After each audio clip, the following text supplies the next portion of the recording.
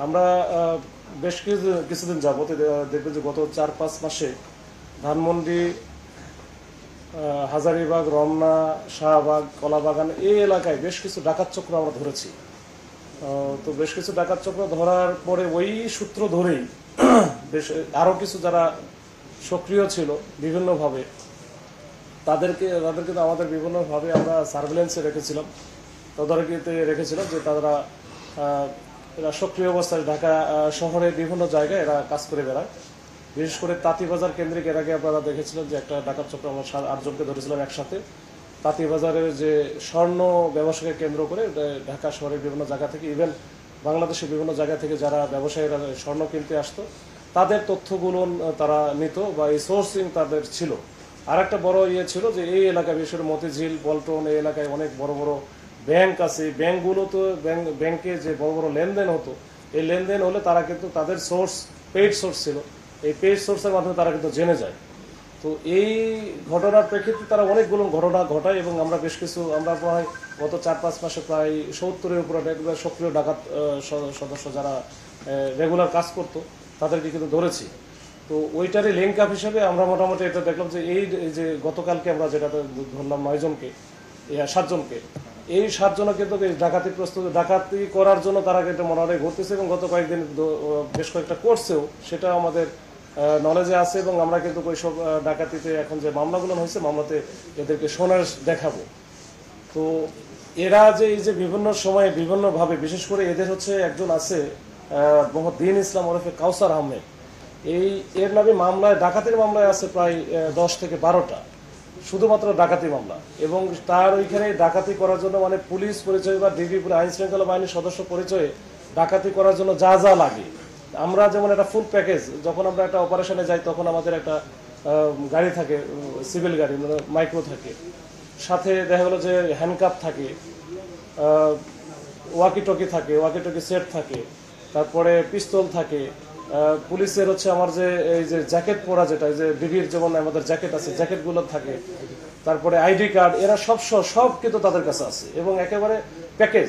এবং যেটা এবং সবার সামনে দেখা গেলো যে আপনারা একটা জনবহুল একটা জায়গায় তার যে টার্গেট ছিল, তার টার্গেট যখন চলে আসে বা তার টার্গেটকে পায়, তখন কিন্তু ওই যে ডিবির জ্যাকেট ট্যাকেট পরে যখন পিস্তল সহ হ্যান্ডকাপ সহ যখন জনবহুল জায়গায় তারা ওই টার্গেট ব্যক্তিকে উঠায় নেয় বা নিতে চায়, তখন কিন্তু তারা প্রথমেই বলে যে আমার হচ্ছে মামলার আসামি অথবা ওয়ারেন্টের আসামি, এটা হচ্ছে দুর্দর্শ ডাকা তমক তমক এসেই বলে কিন্তু লোকজনের সামনেই কিন্তু তাকে উঠে নিয়ে যায়। সাধারণ লোকজন মনে করে যে এটা তো পুলিশের বা আইন শৃঙ্খলা বাহিনীর সদস্য বা র্যাবের পরিচয় দেয়। তো এই ক্ষেত্রে কিন্তু আসলে কেউ কিছু বলেও না, করারও কিছু নাই, তো সুন্দর করে নিয়ে যায়। এই নিয়ে যাওয়ার পরে তার কাছে যা থাকে এটা তো নাই। অনেক সময় দেখা গেলো যে তাদের ব্যাংকের যে অ্যাকাউন্টগুলো আছে ওটা বিকাশের মাধ্যমে, অ্যাকাউন্ট থেকে ওই যে এটিএম কার্ডের মাধ্যমে তারা কিন্তু তাদের কাছ থেকে সর্বস্ব নিয়ে তারপরে নির্জন স্থানে বা একটু দূরে কোথাও, বিশেষ করে যে কাশপুর ব্রিজ এলাকায় বা ওই 300 ফিটের এলাকায়, এসব জায়গায় বেশি, আর ওইসব জায়গায় একটু নিরিবিলি থাকে, ওইসব জায়গায় ফেলে দিয়ে চলে যায়। তো এই ঘটনায় কিন্তু ঘটায় এই যে এখন যেটা ধরছে, তারা প্রত্যেকের নামে কিন্তু প্রচুর মামলা আছে এবং এর আগে বেশ কয়েকবার ধরাও খাইছে, বারবার ধরা খাচ্ছে। এরপরে এদের কাছে যেহেতু টাকা পয়সা প্রচুর থাকে, এরা কিন্তু আবার জামিনে বের হয়ে এসে আবার ওই একই ঘটনা ঘটাচ্ছে। তো যাই হোক, এখন আমরা এদেরকে এই 7 জন যেটা আছে, 7 জনকে আমরা ডাকাতি প্রস্তুতিকালে ধরেছি।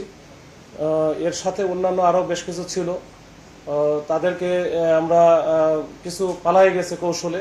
আর আরও যারা আছে এরাও আমাদের সার্ভেলেন্সে আছে। আমরা আমাদের যে তথ্য প্রযুক্তি বা অন্যান্য যে কৌশল আছে, কৌশল প্রয়োগ করে তাদেরকে আমরা ধরবো, যেন এই ঢাকা শহরে আইন শৃঙ্খলা পরিস্থিতি ভালো থাকে। তখন এরা যদি বাইরে থাকে তাহলে এই প্রতিদিন কোনো না কোনো ঘটনাটা ঘটাবেই এবং এরা ওইটার জন্যই মোটামুটি খুবই পটু যে কিভাবে কি করতে হয়। এবং এদের সাথে আইন শৃঙ্খলা বাহিনীর আমরা দেখেছি যারা সাবেক সদস্য,